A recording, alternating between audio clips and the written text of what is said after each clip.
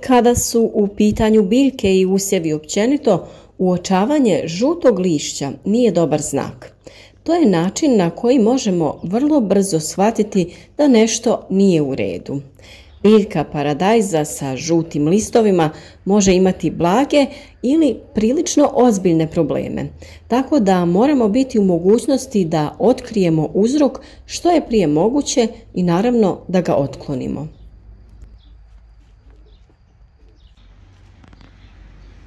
Za zdrave i plodne biljke potrebno je ipak dosta rada i truda, pogotovo u ovo danas izazovno vrijeme. Pravovremeno se mora odraditi sve radnje vezane za oblikovanje stabla i održavanje samog izgleda biljke. Više to nije čak ni stvar većih količina ploda, nego je stvar zdravlja biljke.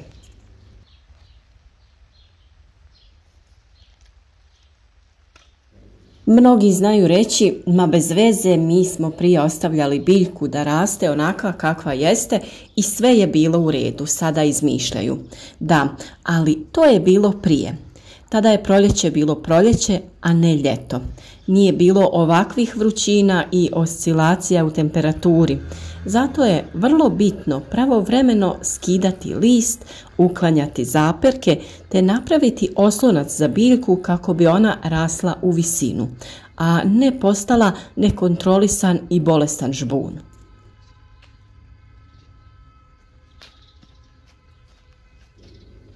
Kada odradite taj dio posla, biljci barem za 50% smanjujete šanse da se razboli. Zrak će lakše da cirkulira kroz donji dio stabljike i samim tim omogućuje prozračnost, brže isušivanje nakon kišnih razdoblja. A što se tiče plodova, svakako ćete imati veći broj i to krupnijih plodova, nego da ostavite da biljka raste u svom, reći ćemo, prirodnom obliku sa svim svojim zapercima. To je veliki teret za biljku i previše hranjiva troši se na tu zelenu masu, a sasvim malo na plodove.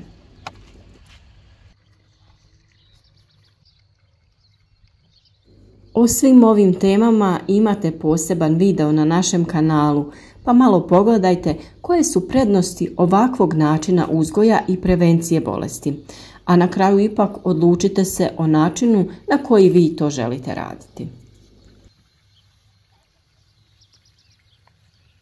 Kao i u svakom poslu, sa vremenom i radom i u povrtlarstvu se stiče iskustvo i za neko vrijeme sami ćete izabrati način uzgoja koji vama najbolje odgovara i koji vam se čini najefikasnijim.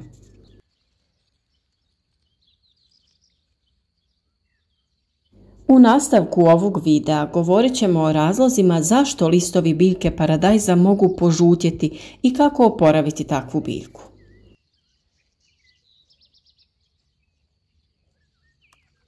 Naime, žuti listovi paradajza jako su česta pojava. To nije čudno jer listovi paradajza žute iz mnogih razloga, kao što su nedostatak hranjivih materija, ali i zbog bolesti i štetočina, te od viška ili nedostatka vlage. Velik čimbenik u ovom slučaju jeste i sunce i velike temperature.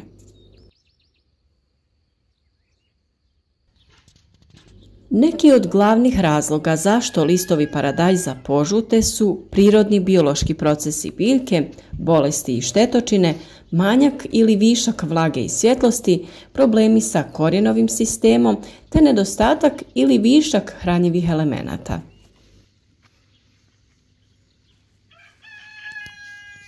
Prvi razlog je žutilo lišća paradajza kao prirodni biološki proces biljke.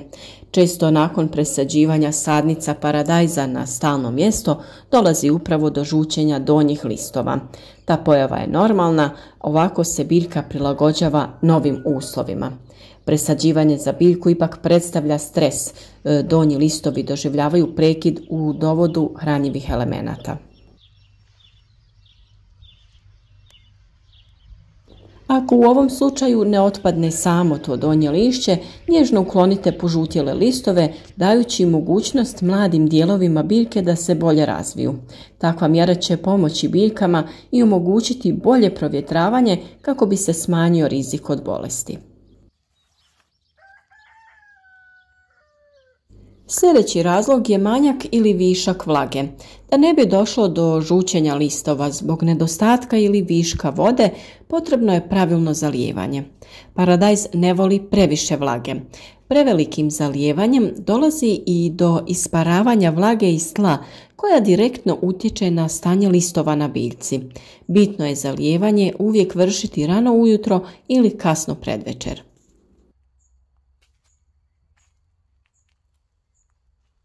Kao posljedica žutih listova na paradajzu mogu biti oštećenja korijenovog sistema. Do oštećenja korijena može doći posredstvom mnogih štetočina koji grizu korijen u zemlji. Jedan od njih je rovac. O suzbijanju ovog štetnika imate poseban video na našem kanalu. Također, pored štetočina može doći i do oštećenja korijena tokom presađivanja na stalno mjesto, a sve to dovodi do pojave žutih listova paradajza.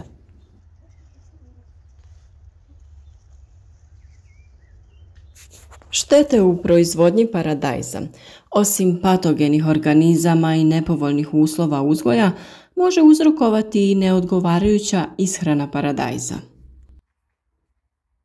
Znakovi nedostatka hranjiva na biljkama javljaju se kao žutilo, to jest hloroza.